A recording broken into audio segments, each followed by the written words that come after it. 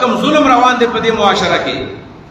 تاسو به خبر شي دا بل شي کوم یو ناخوشګوار ورګر غلې دا چې د کچیر ډاکوانو یو لس کالو ماشوم جنې دا والله علم حقیقت الله ته پته را چې سسرو دی حال دی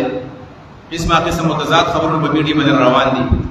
خو د یو لس کالو ماشوم دا هغه د کچیر ډاکوانو ته کولې دا شرور انفسنا ومن سيئات اعمالنا من يهده الله فلا مضل له ومن يضلل فلا هادي له واشهد ان لا اله الا الله وحده لا شريك له واشهد ان محمدا عبده ورسوله اما بعد فاعوذ بالله من الشيطان الرجيم بسم الله الرحمن الرحيم إنا أعطيناك الكوثر فصل لربك وانحر إن شانئك هو الأبتر الله أكبر الله أكبر لا إله إلا الله والله أكبر الله أكبر ولله الحمد رب اشرح لي صدري ويسر لي أمري واحلل عقدة من لساني يفقهوا قولي د ذوالحجې ورځې شپې شروع شوې دي قرآن کریم کې راغلي دي په سورۃ التوبه کې چې ان عدة الشهور عند الله 12 شهرا في كتاب الله د الله په کتاب کې او د الله په قانون کې او د الله په حکم باندې په کال کې 12 میاشتې دي او منها 4 حرم بدی 12 میاشتو کې سلور میاشتې د عزت او د احترام دي منها 4 حرم د اشهر الحرم وي او بیا حدیث مبارک کې داغي وضاحت راغلي دی او ثلاث متواليات د درې پر لپسيري ذوالحجه دا ذوالقعده دا ذوالحجه دا او محرم دی د پر لپسيري ثلاث متواليات دړو کې اختر د میاشتې ختم شي نو ورپسې د درې میاشتې ذوالقعده ذوالحجه او محرم او سلورم نمبر دی ورجب مضر یو ته رجب مضر وي مضر یو خاندان دی او دوی به د رجب د میاشتې احترام ډیر زیات کوو په دې وجه باندې پر رجب مضر باندې مشهور دی نور خپل نوم دی رجب دا سلور میاشتې د عزت او د احترام میاشتې وي یعنی دا سلور میاشتې په دې کال کې د 12 میاشتو کې د ټولو نه بهتره میاشتې ده اوس دا بل خبره ده چې د رمضان نوم پکې رانغی په دې سلور میاشتو کې رمضان ذکر نشو دا مطلب نه دی چې د رمضان د میاشتې اهمیت نشته دا غیدا فضیلت کافی دی چې باندې قرآن نازل شوی دی دا غیزان له یو جزئی فضیلت دی چې شهر رمضان الذي انزل فيه القرآن د رمضان میاشت هغه ده چې باغې کې قرآن کریم نازل شوی دی او د رمضان میاشت ځان لازمه میاشت ده بیا په دې سلور میاشتو کې ظاهر خبره ده په یو میاشت کې یا 10 ورځې وي یا یو کم 10 ورځې وي نبی علیہ الصلوۃ والسلام صحابه کرامو دې ورځې د میاشتې د ورځو ذکر کول اشهر هکذا او هکذا او هکذا مطلب دا 10 ورځې د میاشت او بیا یو د سی ویل چې اشهر هکذا او هکذا او هکذا دا یو د دې پټه کړه مطلب دا 10 10 20 او 29 د میاشت کله د 29 او کله میاشت د 30 وي په دې حساب باندې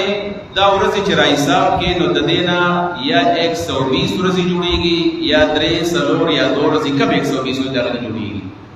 ځکه میاشت کې 10 ورځې دي سلور میاشت کې 120 119 118 17 16 دا ورځې دي جوړيږي په 360 ورځو شپو کې غوړه ورځې شپې د 120 شولې او بیا په صحیح حدیث د حضرت عبد الله ابن عباس رضی الله تعالی عنهما کې راغلي دي کوم چې بخاری شریف کې دا حدیث دی صحیح مسلم کې دی بلور ټولو کتابونو کې دا حدیث موجود دی چې نبی علیہ الصلوۃ والسلام فرمایي بیا په دې ورځو شپو کې د ټول نه غوړه ورځې شپې هغه د ذوالحجې د 10 ورځې دي د 10 ورځې دا د ټول ورځو نه غوړه ورځې دي دا د ټول ورځو سردارانه ورځې دي او رسول الله صلی الله علیه وسلم ته حکم په دې ورځو کې الله تعالی د سویل دی چې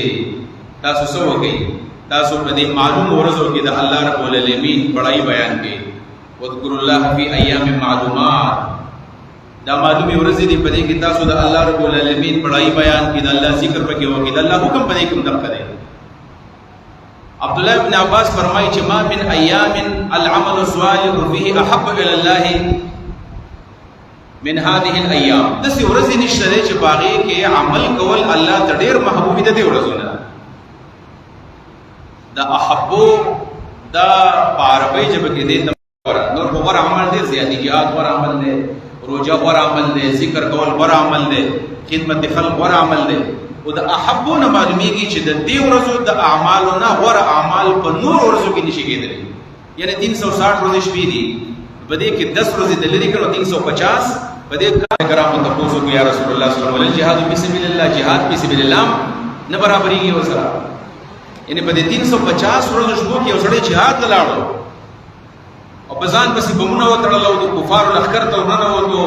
د خپل سر نه باغې کې تیر شو د خپل اولاد نه د خپل بچو نه د هغه ورځو jihad هم د دې ورځو د اعمالو سره نه برابرېږي. نو نبی اسلام ویل جهاد فی سبیل الله په دې ورځو شپو کې چې کوم ورکوټي نه ورکوټي عمل دی نو د عام ورځو jihad وسره نه برابرېږي. البته دلته بیا سوچ کوو چې په دې ورځو کې کم کم اعمال دي دا اعمال کم دي چې نبی صلی الله علیه وسلم فرمایي jihad وسره برابرېږي روزه وسره برابرېږي یو عمل وسره نه برابرېږي. دغه دوه اقوال دي. یو قول خدا دی چې د دې اعمالو نه مراد ټول اعمال دي. دا حدیث په خپل عموم باندې دی یعنی کدا روزه ده کدا مونږ ده کدا jihad ده کدا صدقه ده کدا قرباني ده کدا ذکر ده سم چی دي. یعنی کوم اعمال چې موږ په عام ورځو کې کوو دغه اعمال یعنی خاص اعمال نه دي خو عام اعمال چې کوم په عام ورځو کې سړی کوي او دغه اعمال په دې ورځو کې سړی کوي نو دې کې فضیلت ډېر زیات دی. یعنی روزه ده په رمضان کې سړی روزه نیسي په دې کې نیسي نو دې روزه به دې غوړې شي رمضان د روزو نه غوړه شو دغه فضیلت والا میاشت ده. دا شان ګور موږ وایو کله زکات ورکول کله چې سړی په روزه کې نفل عبادت وکړي نفل عبادت الله په رمضان کې پر زبانه بدلي او فرض عمل الله رب العالمین په اولیاء پر زبانه بدلي خو د دې ورځو سره بیا نه برابرېږي. دا دومره غوړه ورځې دي چې په دې ورځو کې سړی بیا یو فرض عمل کوي د اولیاء نه الله تعالی په زیاته باندې بدلي. دا مطلب د حدیث دی. یو مطلب د حدیث محدثینو دا بیان کړل او دویم مقصد دا دی چې نه د دې ورځې د الله سبحانه څخه خاص اعمال دي دې اعمال سره نه برابرېږي. لکه په دې ورځو کې سړي په دې ورځو کې یو عمل دی د عرفه روزه. عرفه روزه چې کوم د یوم النهر نه مخکې ورځ ده نه هم ذوالحجه ورته ویل کېږي. سګاله په الحمدلله دې مسلو نه عوام خلاصي چې د سعودي سره روزه ونی سو د پاکستان سره ونی سو ځکه د سعودي عرب او د پاکستان اختر غالبا په یو تاریخ باندې په 27 تاریخ باندې خدای د الله یو رحم دی. اگر چې دا ضروري خبره نه ده چې خامخا زموږ د سعودي سره روزه او زیرا شي د اختر راشي او چې وزیرانو ته خبره د شکر استل په کار دي اتحاد پکې راځي اختلاف پدې کې ختميږي بغض پکې ختميږي نفرت پکې ختميږي. خبره ده د ټول دنیا مسلمانان چې وزیر روزه ونیسي او زی اختر وکړي نو دې کې خیر ډیر زیات دی. ان شاء الله تعالی په 26 تاریخ باندې پاکستان کې به عرفه ورځ وي. 26 مئی باندې به ان شاء الله عرفه وي. د عرفه روزه نیول دا د دې ورځو په خصوصي اعمالو کې او عمل چې الله تعالی ګران دی مستمر ګران دی. په حدیث مبارک کې راغلی دی رسول الله صلی الله علیه وسلم فرمایي صيام یوم عرفه یکفر سنه الماضیه والقادمه. عرفه د ورځې د روزي فضیلت دا ده چې دا یو کال تیر ګناهونه او یو کال را روان ګناهونه الله تعالی په دې باندې معاف کړي. دومره لوی عبادت دی دومره لوی چې صيام یوم عرفه د عرفه د ورځې روزه یکفر سنه الماضیه والقادمه. سنه ماضیه معنی تیر کال او سنه قادمه را روان کال د دې ورځې پر روزه باندې الله رب العالمین د دوه کالو ګناهونه معاف کړي. البته سوال ذهن ته راځي چې روان کال ما ته پته لګي زما ژوند شته او نشته دی روان کال کې زه ګناهونه کوم کنه کوم. داغه دوه جواب دي. یو مقصد دا دی الله رب العالمین د تعالی د ګناه توفیق نه لري دا الله د ګناه نه ساتي. دا روزه به الله رب العالمین پتا کې یو اندرونی بریک ولګي چې د ګناه ته توجه نه کوي د ګناه نه ځان ساتي. دا الله تعالی پتا کې د ګناه د کولو طاقت کم کی ستانه د ګناه ته کولو طاقت بدنوالي ته باندې کو طرف ته توجه وکړي. یو مطلب دا دی او دوی مطلب دا دی چې ژوندې وي ستانه ګناهونه کېدل هغه هم الله تعالی معاف کړي. څومره غوړه ورځ څومره غوړه عبادت شو. لہذا دې ته توجه پکار ده. عوام او خواص ته زما پیل له جداز الحمدلله دا اختلاف هم دی او تجارت د سعودي او قبليږي او د پاکستان قبليږي. په عربه کې د سعودي پاکستان نشته لري. عرب هم دغه کوم چې نه هم تاریخ دی او د الله په فضل باندې یو شولا چې دې ته موږ توجه ولی موږ ټول ګناهګار یو. موږ یو دسي ولی د الله نشته چې دا د ګناه نه کوي. موږ ګناهګار د عصمت عقیده زمونږ د انبیاءو لپاره ده. انبیاءو نه ګناه نه کیږي. لہذا راځي چې موږ دې ورځ باندې الله ته توجه وکړو. زمونږ څومره ګناهونه شوي دي الله به راته معاف کړي. او بل دا چې د روزې په خپل باندې د روزدار څه قبليږي دعاګانې یې قبليږي. ځان ته بس وړه دعا کوي دي امت ته دعا کوي دي عالم اسلام ته دعا کوي. دا کوم حالات چې جوړ دي دې ته دعاګانې کې چې الله تعالی د دې روزدارو په دعاګانو باندې الله رحم او کرم وکړي. دا کوم ظلم روان دی په دې معاشره کې دا څه خبر شي دا بل شي کما یو ناخوشګوار ورګره غلې دا چې د کچې ډاکوانو یولس کالو ماشوم جنې دا والله علم حقیقت الله ته پته را چې صورت حال ده. قسمه قسم متضاد خبرونه په میډیا باندې روان دي. او د یولس کالو ماشوم دا هغه د کچې ډاکوانو ته ولې دا یولس کالو ماشوم صحیح یولس کالو ماشوم یا پدریم کی او یا زما خیال بسلورم کی دریم سلورم زیات پنځم ماشوم چې مور نه خوښي چې د خپل غېږې نه جدا کی بلار نه خوښي چې د خپل غېږې نه جدا کی د ځان سره کې نه پاسي او بیا لور او بیا مور ته ویلې شوې دي چې ګوره دا جنې په تعالی من درکو 8 لک روپۍ ورلا راځي 8 لک روپۍ ډیمانډ دې کړای دی. ناغه به 8 لک روپۍ پیدا کړی بیا به وړي یلدا ال دې چې بیا 8 لک روپۍ رسول دي نو ورته ویل ته به زمون خپل आवाज راځي نور څه پستا سره نه نو حل دې چې بیا د مور ته لیدا داغه د وینا مطابق خبر مونږ کوم چې مونږ اورېدلې دا نو هغه زنانه د وینا مطابق چې زما سره وي اجتماعي جنسي تشدد وکړو زما عزت تار کو زما عفت تار کو او د دې باوجود چې زما عفت هم تار کو داغه نه په زما لور چې د یو رسولو دا زما دستر ګړان دی هغه په ورونو باندې و دا غل تاریخ په داغه لاسونه او بیا ورته چې مزید را لور 7 لک روپۍ راکړه دا پیسې کوم څه نه پیدا کړه منا مور چې وਹੀ زوري وਹੀ چې څوک داسي وਹੀ چې زما आवाज بووري او دا زما د لور د دې درندگانو را خلاص کی دا ظلم او دا بربریت روان دی عزت بندو. یقینا په دې کې دوه خبرې دي. یو خبره خدا رجه دې زموږ ریاست د دې زموار دی اسلامی ریاست وای صدا اسلامی ریاست دې ته وای په دې باندې خبره هم کړې و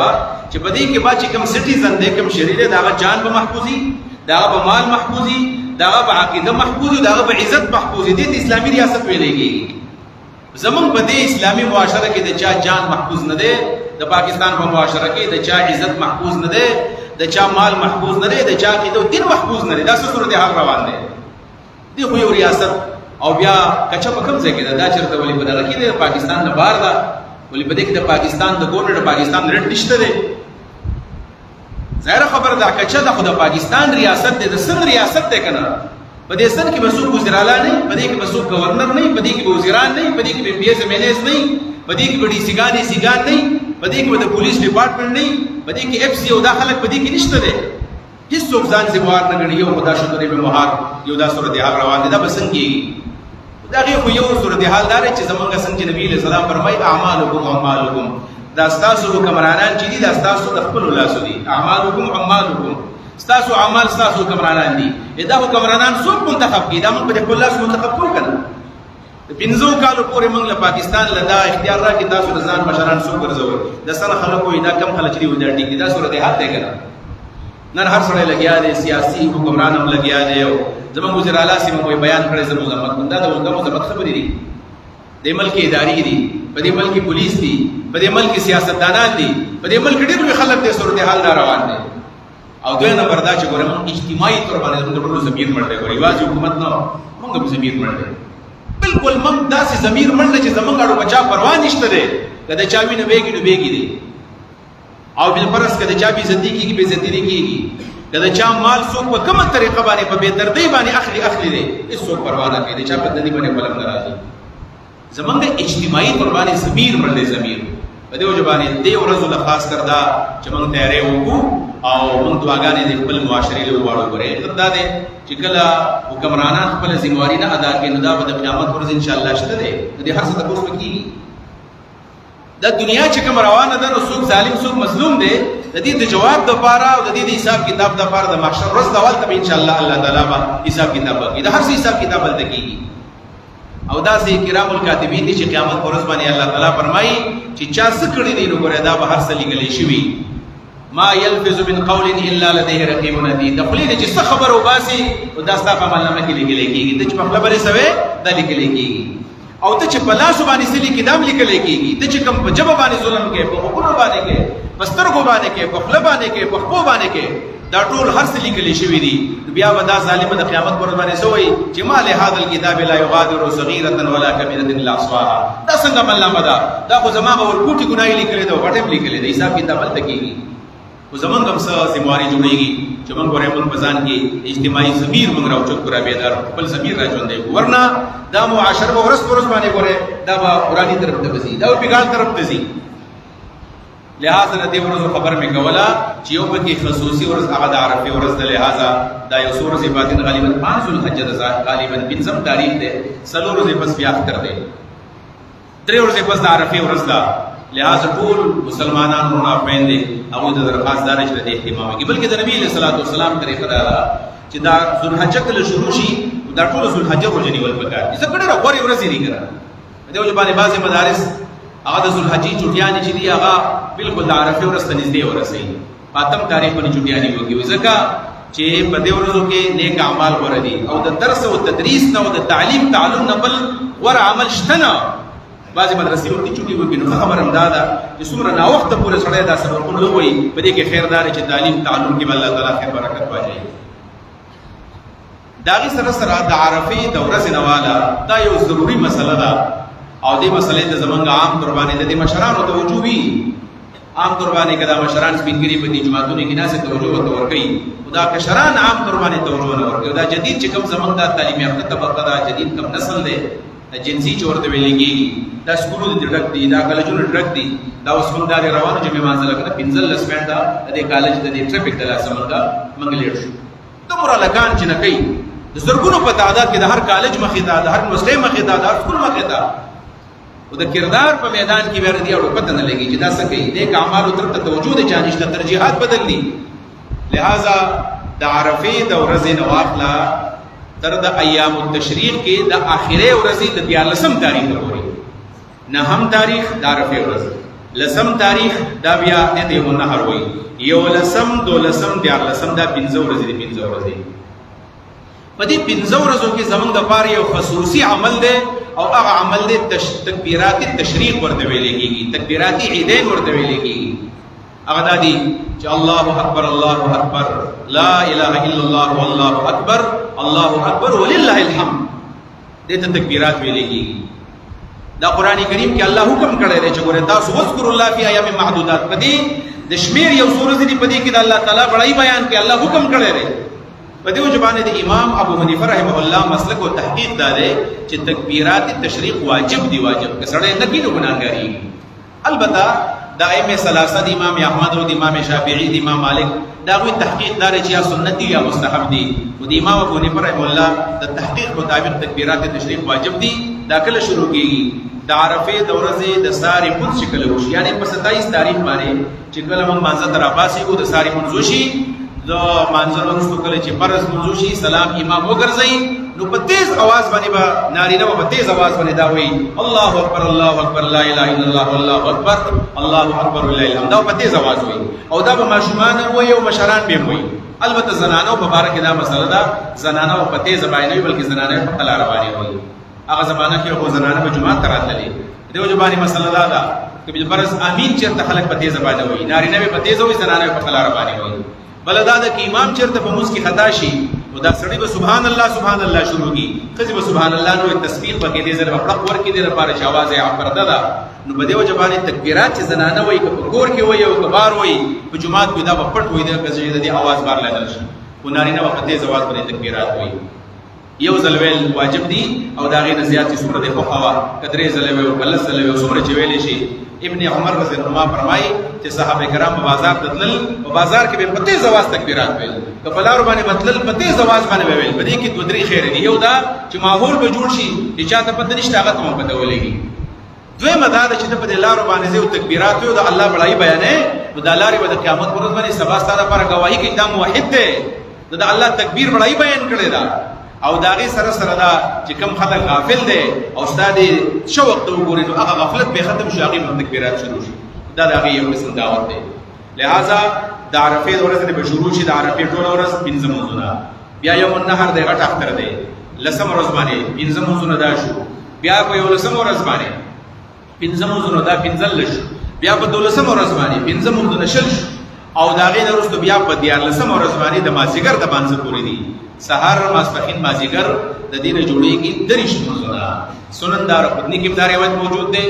د جابر ابن عبد الله پر روایت باندې او په مصنف د ابن ابي شيبه کې د حضرت عبد الله ابن مسعود رضی الله عنه پر روایت باندې راغلي دي چې رسول الله طریقه دا لہذا چې دې ته موږ توجه کو عام قرباني الکان سره شرمېږي نه وي بس یو کس دی عام قرباني موږ جماعتونو کې ګورو کنه یو درې کې تکبیرات او شاته خلک نه ځان ورته باندې ښکار کوي عجیب کاردار په لار باندې گاډي روان کړي دي میوزیک لګولې ځان ورته باندې ښکار کوي په لار باندې روان دي موبایل کې غانا لګولې ځان ورته باندې ښکار کوي ترانه مرانه غړي وړي وای باغې ته ځان باندې ښکار کوي په پردو ودونو کې بجټ کې ګډاګانو باندې ځان باندې ښکار کوي په پردو ودونو کې په ګډاګانو باندې ځان باندې ښکار کوي لیکن په دې تکبیرات خلکو د ځان باندې ښکار کوي څوک نه وای لہذا دا تکبیرات دی له یو ودا ورکول د دوام ورکول او په اوچت आवाज باندې دا تکبیرات ویل دا یو ډېر غوړ عمل دی او دا غي سره سره درېم عمل ټیم په خدمت باندې دی هغه چې الله رب العالمین چاله وس ورکړي وي طاقت چاله ورکړي وي بچا باندې قرباني لازم وي نو قرباني بیا د احادیث پرنا کې د نبی صلی الله علیه وسلم نه دا چې د ټولو نه غوړ عمل په دې ورځ باندې هغه احرام قدم دی وینه توي وینه توي سره وینه توي د وینه توي ول مراد د ساروي وینه توي ول دي د رسول الله صلی الله علیه وسلم د وینا مطابق غوړ عمل بیا په دې کې دا دی نو که بچا باندې بل فرض واجبي فرضي چا وس کیږي وس ته ویل کیږي وس بیا د امام شافعي د امام احمد ابن حنبل او د امام مالک رحمهم الله جميعا د دې درې واړو امامانو رائے دا چې په حدیث کې راغلي دي چې وس کیږي وس هر سړی ځان پیژني چې زما څومره وس دی انسان په ځان کوی نه چې زما وس کیږي نه کیږي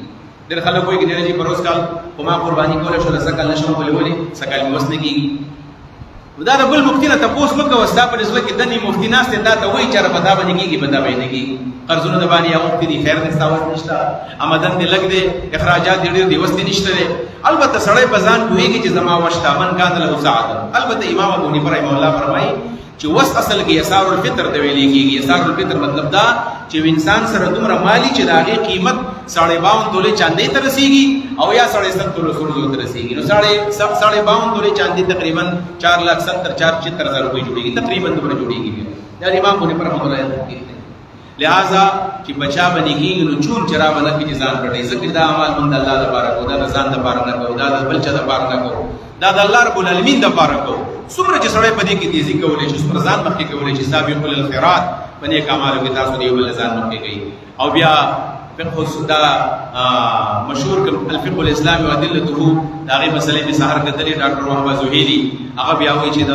قرباني